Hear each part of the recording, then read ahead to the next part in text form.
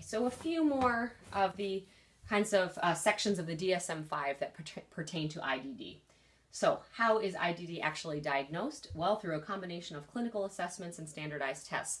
As you might expect, some of those standardized tests are typically IQ tests, and typically 70 is the clinical cutoff score for mental retardation. So if you remember the bell curve of IQ, 100 is in the middle, and 2 standard deviations below would be 30 points below 100 or an IQ of 70. And with each standard deviation below that you continue to go down to 55 and then down to maybe 35, that's when you're getting into severe and profound intellectual disability.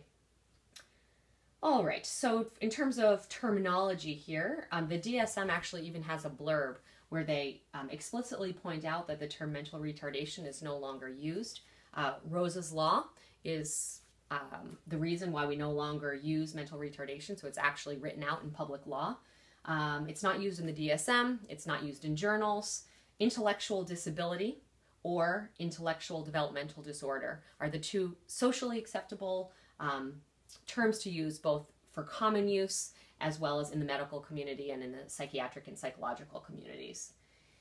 Prevalence. We're looking at about 1% of the general population. There are more specific numbers that play out here if you're looking at different ages or if you're breaking it down by severity, mild to moderate, profound, etc. Those numbers change. But for our purposes, we can just know this 1% of the general population.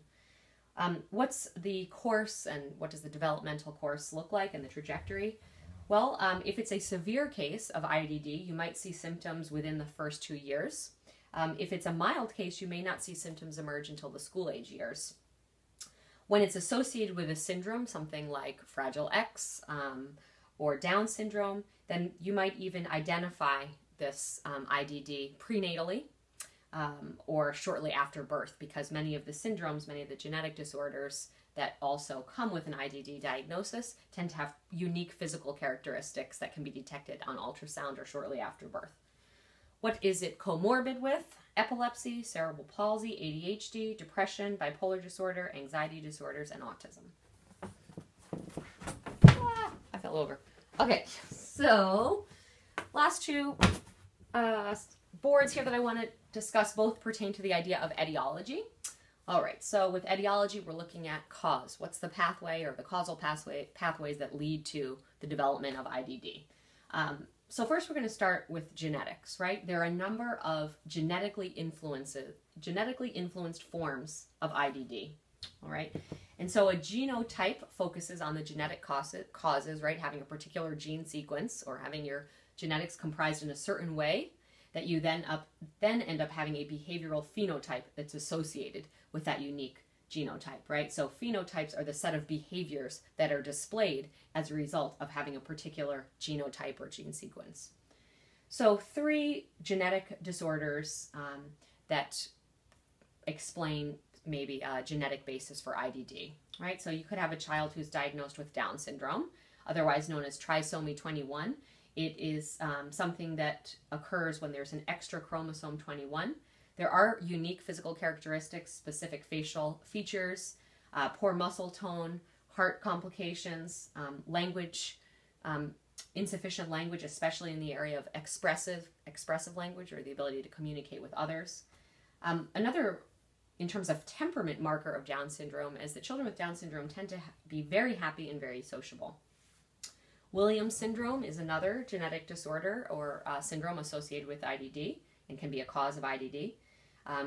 Described as a microdeletion on chromosome 7. General cognitive deficits are observed. However, there are very high strength areas which are in the domains of language and music. So you see some little music notes here. Children with Williams syndrome or individuals with Williams syndrome are known for their sparkling dispositions, their magnetic personalities.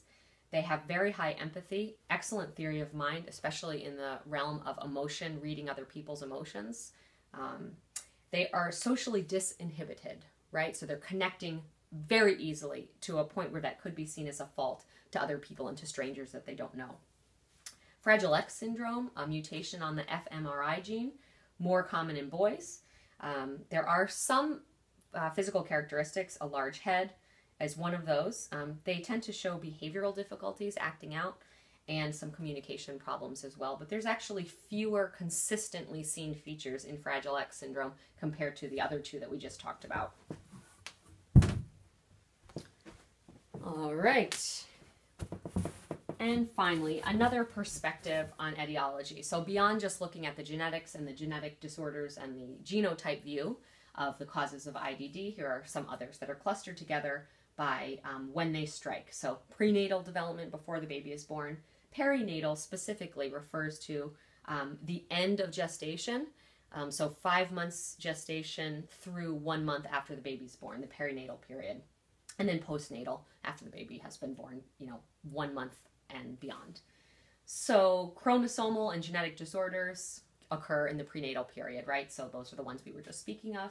Other developmental disorders such as spina bifida, fetal alcohol syndrome, when there is maternal exposure to alcohol, a result can be a medical diagnosis of fetal alcohol syndrome, which can be associated with IDD. Also inborn metabolic disorders. In the perinatal period, intrauterine disorders can result in premature birth, and so when a baby is born prematurely, they're at an increased risk. A neonatal disorder, so neonate is a newborn, such as a brain bleed or a hemorrhage. In the postnatal period, a traumatic brain injury can result in IDD. Infections, contracting different infections shortly after birth. Degenerative disorders such as Rett syndrome, which you might have heard of. Seizure disorders, exposure to toxins such as lead.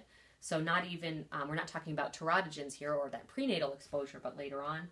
And also malnutrition, protein deficiencies, and extreme environmental or social deprivation. So that is IDD. And the last thing I just want to say about that is just keep in mind that IDD is the psychiatric or psychological disorder.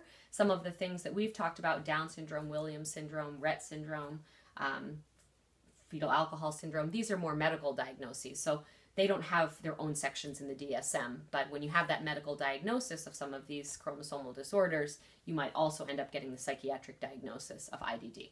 Thank you.